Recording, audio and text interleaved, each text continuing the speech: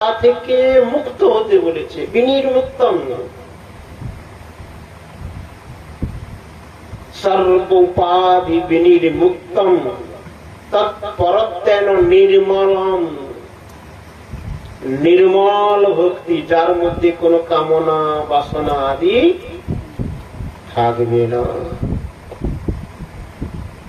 তৎপরত্বেন নির্মলম হিসিকেন, হিসিকেশ, হিসিকেন, হিসিকেন মানে কি? আমার হিসিক দুনিয়া কীর্তন আছে না, হিসিক দমন বলা নেই। হিসিক মানে কি? হিসিক মানে ইন্দ্রিয় সমূহ। আমাদের এক একটা ইন্দ্রিয় রয়েছে না, চোখে যদি তাকাবো তো ভগবানের রূপের দিকে তাকাবো, এ মাথা যদি নোয়াবো তো ভগবানের সেই চরণে নোয়াবো, এ পায়ে যদি হাঁটা চলা করবো তো ভগবত ধাম পরিক্রমা করব, মন্দির পরিক্রমা করব। হস্ত দ্বারা কাজ যদি করব, ভগবানের সেবা করব, ভগবানের জন্য মালা গাঁথবো, তার জন্য ফুল তুলবো, তার জন্য জল আনবো। আর আমরা তো সেবায় ফাঁকি দিবাই গুরুদেব। সর্বোপাধি বিনির্মুক্তং তৎপ্রত্যয়ন নির্মলং হিসিকেন হিসিকেশ সেবনং ভক্তিরুচ্যতে। সর্বপ্রকার ইন্দ্রিয় দ্বারা ভগবানের সেবা, এই ভক্তিটাকে তিনটা ভাগ করা হয়েছে। গুণীভূত কিংবা আরব সিদ্ধ ভক্তি, যেটা অনেকের মধ্যে আসে হঠাৎ একটা ভাব, যেটা ভক্তির ভাব নয়, ভাব আসে আরোপগত ভাবে। শাশুড়ি বৌমাকে বলছে, বাবা মা আজকে তুমি ব্রত করো, একাদশীর ব্রত, ব্রতটা নিয়ম শৃঙ্খলা ভাবে করলে তোমার মঙ্গল হবে। আরোপগত ভাবে হয়ে একটা ব্রত করলেন, আরো ভাবে কিছুটা ভক্তি তিনি করলেন। যতটা ভক্তি করছেন, পারমার্থিক জগতে কোনো ক্ষয় লয়ের ব্যাপার নেই। স্বীকৃতি অর্জিত না হলে আজকের এই ছিনা গ্রামে কিংবা পার্শ্ববর্তীতে অনেক ব্যক্তিত্ব রয়েছেন, কিন্তু হরি কীর্তন শ্রবণের ইচ্ছা যাদের আছে তারা কতিপয় ব্যক্তি। কারণ পূর্বর্জিত স্বীকৃতি না থাকলে হরি কথায় কিঞ্চিত মাত্র রতি আমাদের জাগ্রত হয় না। তাই হচ্ছে আরব সিদ্ধ ভক্তি। সেই আরব সিদ্ধ ভক্তি কোন ব্যক্তি যদি দিনের পর দিন করতে থাকে, সেই ভক্তি ক্রমান্বয়ে ঘনীভূত হয়।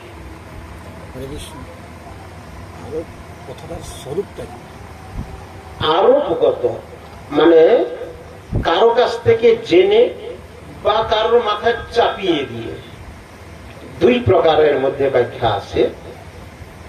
পরম্পরা, আমার বংশের অনেক আছে না, বংশের পরম্পরা আছে এইভাবে এই ভক্তির যাজনের এই সমস্ত সেবা আদি, সেটাকে আরোপ সিদ্ধ বলা হয়।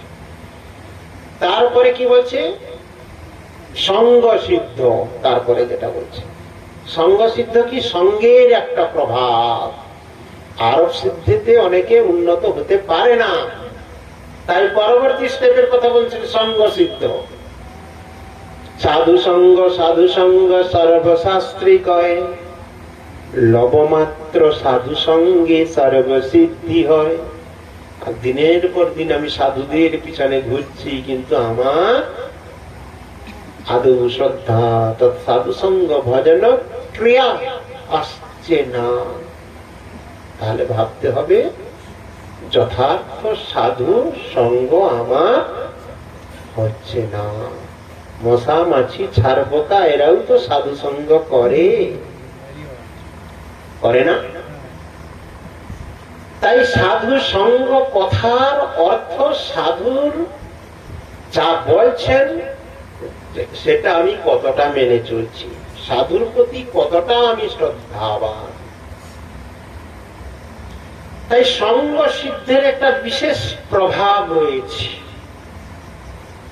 গ্রামে গঞ্জে আমরা যার সঙ্গ করতে যাব, অনেকে বলেন না, ভাগবত হচ্ছে চলো, যত্র তত্র হরিকথা, একটু কমিয়ে দিন না, একটু সমস্যা হয়। যত্র তত্র হরিকথা হলে আমরা চলে যাচ্ছি, কিন্তু শাস্ত্রে কি বলেছেন? সজাতীয় স্নিগ্ধ সাধু সঙ্গ যতক্ষণ না আপনি করতে পারছেন ততক্ষণ না আপনার অগ্রতা সম্ভব নয়। আমি ভক্তি যাপন করতে আগ্রহী,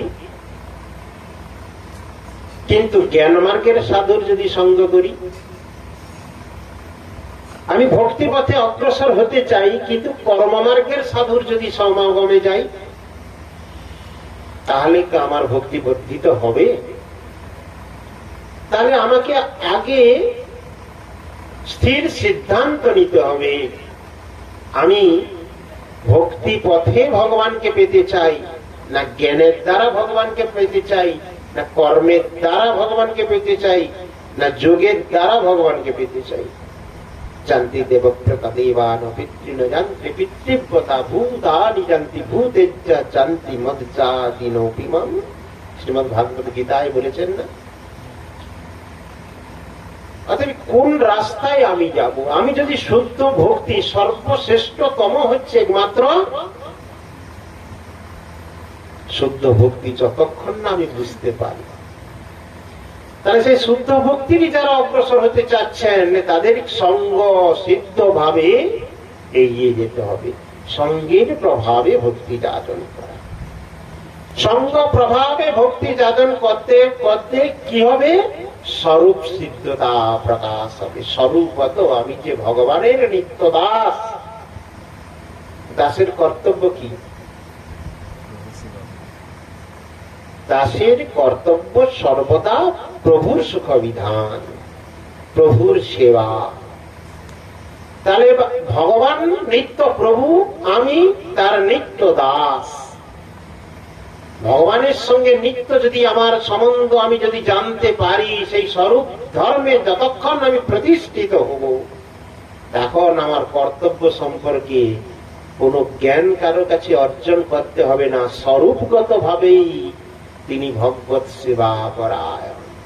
তাই দেখবেন যারা নিষ্ঠাবান হরিভক্ত উঠতে পারছে না, কাঁদছেন, তথাপি ভজন ভগবত সেবা তিনারা ত্যাগ করতে না হবে, জ্বরে কাঁদছেন, অনেকে বলছে পুরো পারে না, ছাড়ে না। সে রস, সে আনন্দ ভগবত সেবার সে পেয়েছে, আপনি পাননি তো।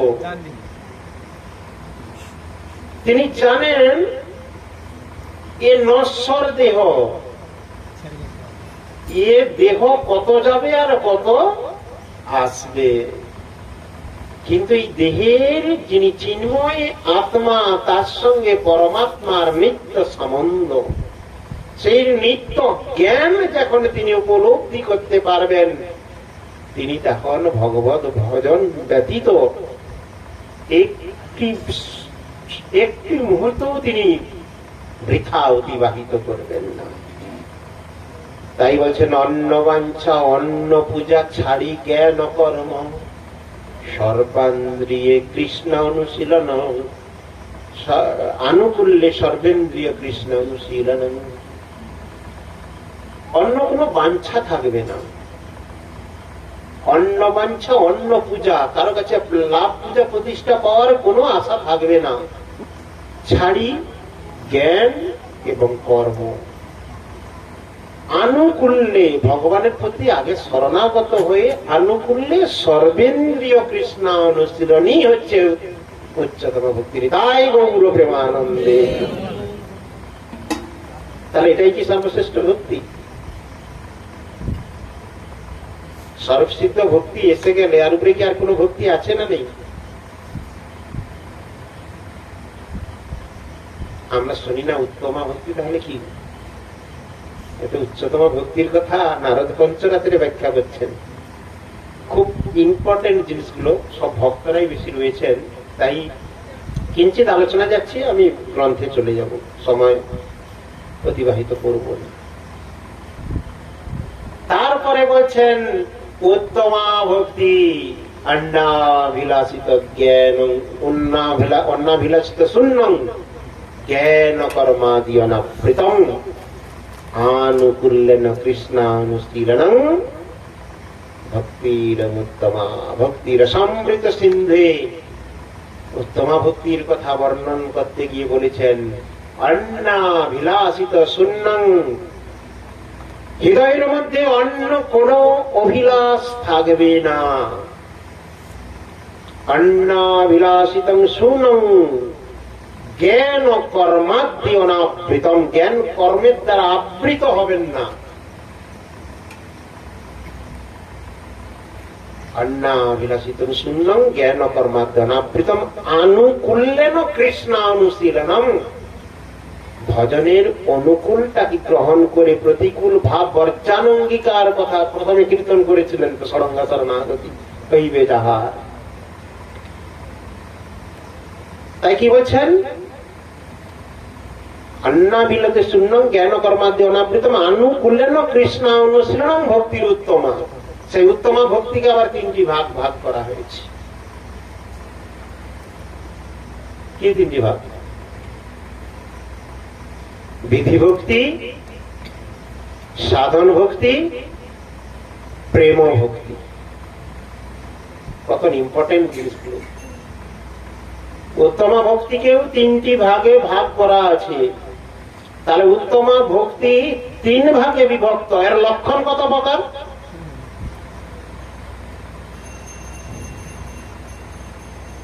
হরে কৃষ্ণ। লক্ষণ কত প্রকার? 6 প্রকার। উত্তম ভক্তির তিনটি ভাগ, কিন্তু লক্ষণ আছে 6টা। 3টা ভাগের মধ্যে বিধি ভাগ, সাধন ভক্তি, প্রেম ভক্তি। বিধি ভাগকে আবার 2 ভাগে ভাগ করা হয়েছে। ভাব ভক্তি, যেটা বিধি মানে ভাব ভক্তি, বিধি মার্গ আর রাগ মার্গ, 2টো ভাগ রয়েছে। বিধি মার্গ রতজনে স্বাধীনতার রত্নদানে রাগ মার্গে করানো প্রবেশ। বিধি থেকে আস্তে আস্তে রাগে যেতে হবে, রাগ থেকে যাবে সাধন ভক্তিতে, সাধন ভক্তি থেকে আস্তে আস্তে, সাধন ভক্তি মানে ভাব, ভাব আসবে দেখুন, তারপরে আসবে প্রেম। তাহলে কত দূরে কৃষ্ণ প্রেম। আর আমাদের উদ্দেশ্য, ভক্তগণ যে শুদ্ধ হরিকীর্তন করছেন তাদের উদ্দেশ্য কি? কৃষ্ণ প্রেম পাওয়ার জন্য। তাহলে প্রেমের কাছকে পৌঁছতে কতগুলো ধাপগুলো অতিক্রম করতে হবে। এখানে 6টা গুণ কি বলেছেন? আমি বেশি ব্যাখ্যায় যাব না, অনেক ব্যাখ্যা আছে। ক্লেশ অগ্নি সুদুর্লভা সান্দ্রানন্দ বিশেষাত্মা শ্রীকৃষ্ণ আকর্ষণী চষা। ভগবানকেও আকর্ষণ করেন ভক্ত, ভগবানকে আকর্ষণ করেন ভক্ত। ভগবান তো সবাইকে আকর্ষণ করে, তাই তো তার নাম কৃষ্ণ। কৃষ্ণ সব ভূত সমূহকে তিনি আকর্ষণ করার ক্ষমতা রাখেন। আপনি জানতে চেয়েছিলেন না কৃষ্ণ। শ্রীমদ্ ভাগবতে বলেছেন যে এই কলিযুগকে ধন্য কেন বলা হয়েছে? সৃষ্টির বড় তাৎপর্য। এই অল্প সময়ে একটু কথা বললে বুঝে উঠতে পারবেন না। কলিযুগের আয়ু তো 4,32,000 বৎসর মাত্র। এখন যে বৈবস্বত মনন্তর চলছে, যেটা অষ্টবিংশতি মানে 28 নম্বর মনন্তর চলছে, 7ম নম্বর মনন্তর চলছে, অষ্টবিংশতিতম দাপর যুগ সহ এটা অষ্টবিংশতিতম কলিযুগ। মানে 71টা করে দিব্য যুগে এক মনন্তর আসবে। মানে 71টা করে সত্যযুগ যাবে, 71টা কলিযুগ যাবে, 71টা দাপর যুগ যাবে, 71 ত্রেতা যুগ যাবে, তবে একটা মনন্তর অতিক্রম করবে। এরকম 14টা মনন্তর। তা বর্তমান যে মনন্তর চলছে এটা হচ্ছে 7ম নম্বর মনন্তর। আর এই অষ্টাবিংশ কলির যুগে দাপরের শেষে ব্রজের সহ হয় কৃষ্ণের প্রকাশে। ওই গোলক বৃন্দাবনের যে নিত্য বিরাজমান ধাম, সে স্বয়ং আবির্ভূত। তাই এই যুগধন্য আর কলি ধন্য, আর কলি যারা আবির্ভূত বা জন্মগ্রহণ করছে তারাও ধন্য। নিতাই গৌর প্রেমানন্দে। আর সেই ধন্যটা তখন থাকবে না যদি আমরা সেই হরি ভজন না করি।